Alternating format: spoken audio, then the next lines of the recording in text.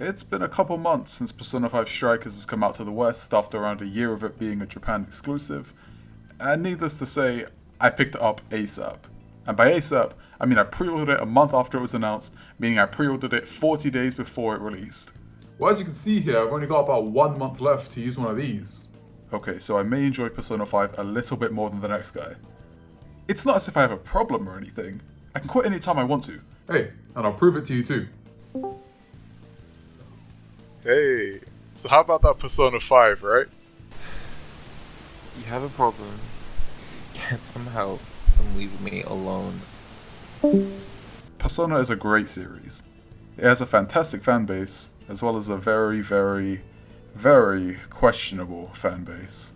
But there's a reason that Persona has managed to spawn a chibi-style 3DS spin-off, physically printed manga, a great animated series, a decent animated series, several rhythm games, crossover campaigns with mobile games, several appearances in other games including the obligatory mention, a Smash Bros representative, which is where a lot of people were introduced to Persona, including but not limited to this guy. It's successful to say the least. I mean, it got me to buy into it, and I hate video games. Looking at the numbers Persona 5 did, they had to follow it up with something. You can't leave it at that. And upon the completion and release of Persona 5 in Japan, Atlus seemingly began development on another game to do with Persona 5. Something akin to how Persona 4 got Persona 4 Arena. Skip forward to 2018, and Japan receives a teaser for something called Persona 5S, with more details coming in April 2019. Of course, nobody really knew what this was going to entail, and since Joker was announced for Smash Bros.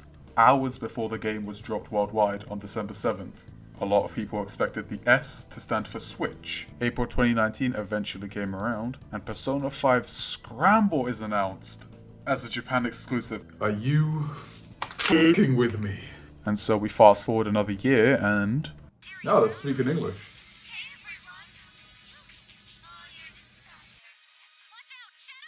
Yeah, I have my regrets.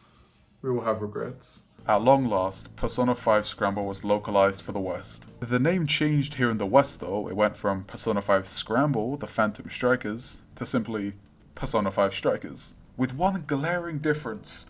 That's right, Ryuji isn't getting kicked in the face over here. No, that does it. That does it.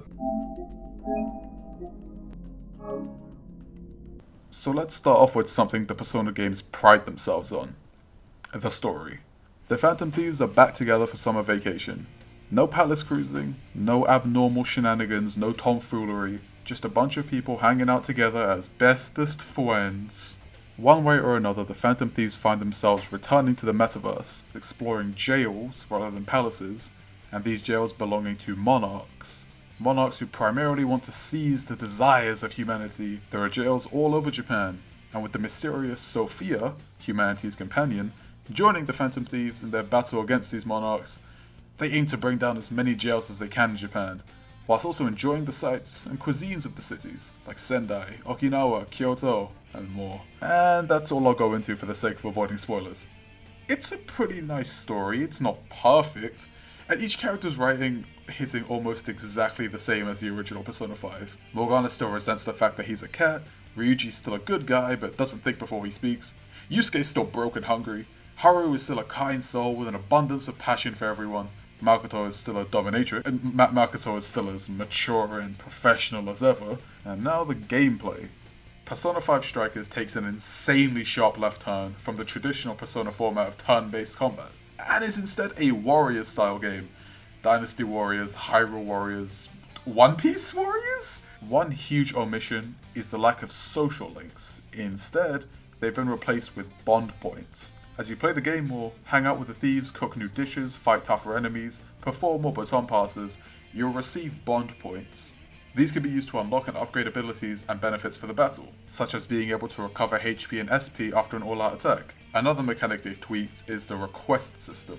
Before, Mishima would fill you in on a request from the fan site.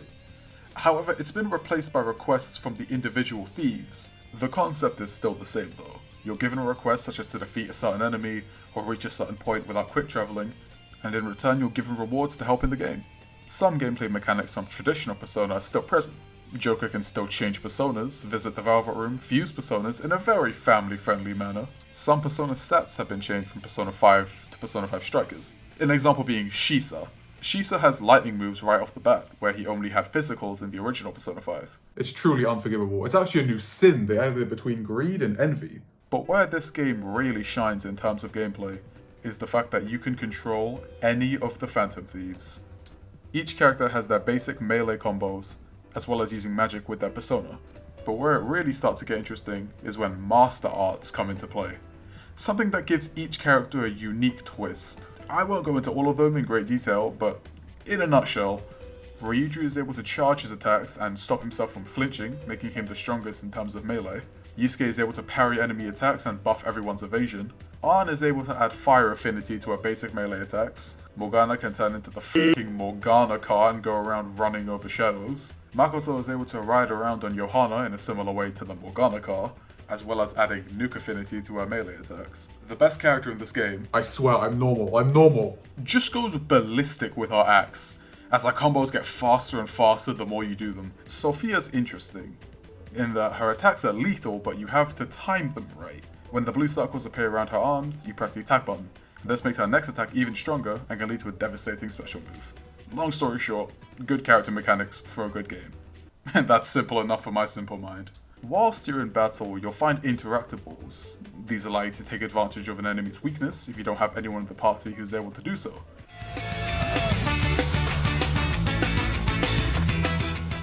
A nice touch considering how elemental attack items are gone in this game. Showtime Attacks make a return in this game from Persona 5 Royal, even though this was in development before or possibly during Persona 5 Royal's development. The Showtimes are small cutscenes that play as a powerful move for each character, contrasting the teamwork aspect of Showtime Attacks in Persona 5 Royal. As for the Overworld, the Phantom Thieves visit different cities in Japan together, and with these cities come different cuisines to try and different shops to visit. The catch is, once you've gone to the next city, you can't come back, so some of the items you can find in these shops are limited to that city only. The more places you travel to and the more restaurants you visit, the more recipes you pick up. And with that, the more ingredients you'll need. In this game, you make more than just coffee and curry. More effective dishes to replenish more SP and more HP. But what if you want to make a dish with specific ingredients from a city you can't access?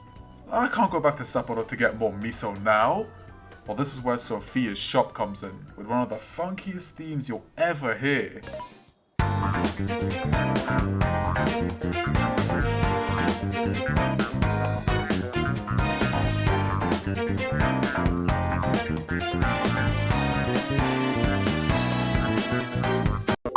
Sophia is able to order expedited items, be that healing items, weapons, armor, accessories, even ingredients. It's all here in one convenient and groovy place.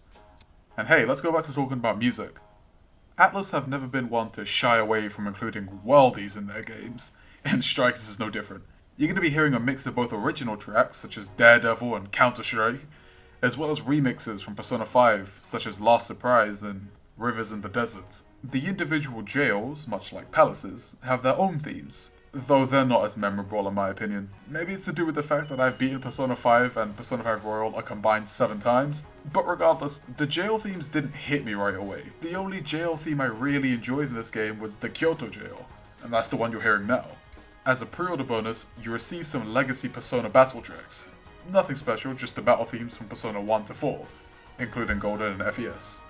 If you had pre-existing save data from Persona 5 or Royal on your PlayStation, or if you had Smash Bros. Save data on your Switch, you'd receive the Persona 5 and Persona 5 Royal battle themes. Well, if you're anything like me and these are still collecting dust, you definitely have that save data. And now, for a few downsides I have with this game. First and foremost is the difficulty. It's too easy. Granted, I'm playing on normal, and there are indeed harder options, such as risky and merciless. But for the most part, getting through enemy defenses was an absolute joke. As long as I had Joker and somebody with the right affinity, a Jail Monarch fight wouldn't last longer than 8 minutes. This differs from Persona 5, because on my first playthrough of that game, I was shitting bricks every time I got to a palace ruler. Another thing that adds to the easy nature of this game is that Joker can die. If Joker dies, the fight just resumes, you can revive him straight away. If Joker dies in Persona 5, the game's over, you have to restart the fight. Like, for real. For real? The first lockkeeper fight of the game, I didn't have any revival items, and everyone died except Ryuji. And I just swept the second half of the boss's health with only Ryuji, because Ryuji is the f***ing best. Next we have Sophia's shop. While it's a unique way of getting items, and it does have a fantastic soundtrack behind it, the way the shop restocks is a bit too lenient. Once you've bought everything in the shop, be it Sophia's shop or a shop in the city, you can dip into a jail, fight 5 shadows, and come back out. The shops are now restocked, and the money you got from fighting the shadows is more than enough to cover what you're gonna buy. It would have been nice to have it time-based or something, because who's really going to go into their internal clock, go into the date and time, change their date and time, come back out just to buy some salmon? Though it makes sense in a way. The game takes place over a month, rather than a year like traditional Persona games. Each day progresses the story, and a day passes when a significant event occurs, such as beating a monarch. Because of this, you can visit a jail as many times as you'd like in a day, unlike how you can go into the metaverse or the TV world once per day in other Persona games. My final complaint about this game is why the f*** is Ann Takamaki in this game? Seriously, she's the worst character in Persona 5. I despise everything about Persona 5 Strikers is a good game. It deviates from the traditions of regular Persona games, but it's still familiar. The way you can recognize enemy weaknesses without even checking, the way that the Phantom Thieves sneak around jails, using everything they can to their advantage.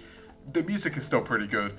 It all hits close to home for some people. And playing it made me realize why I loved Persona 5 so much to begin with. Yeah, that's right. Get out of here, Donald. Oh, shit. The combat is certainly different, but for some reason, it's not unfamiliar. Again, it's probably to do with the fact that I've played Persona 5 an unhealthy amount of times, but you know what I'm saying. The game isn't perfect by any means, but it's a damn good game. The writing definitely has its flaws, but the characters, the music, the art direction, it's all fantastic. The only thing I'd say holding this game back is its length. If you really know what you're doing, which you will by the time you're in the 3rd jail, this game becomes a cakewalk. But if you enjoyed Persona 5, definitely pick this up when you get the chance. And hey, if you believe hard enough, maybe, just maybe, Persona 5 Royal will come out on Switch. Yeah. Like that's ever gonna happen. What a load. Anyway, before I ramble on about how much I love Persona 5 Royal, I'll leave it at that. If you guys enjoyed, please leave a like, it helps out a ton. Subscribe if you really enjoyed the sound of my voice. And until next time, I've been Mizumuk, and I'll see you guys later.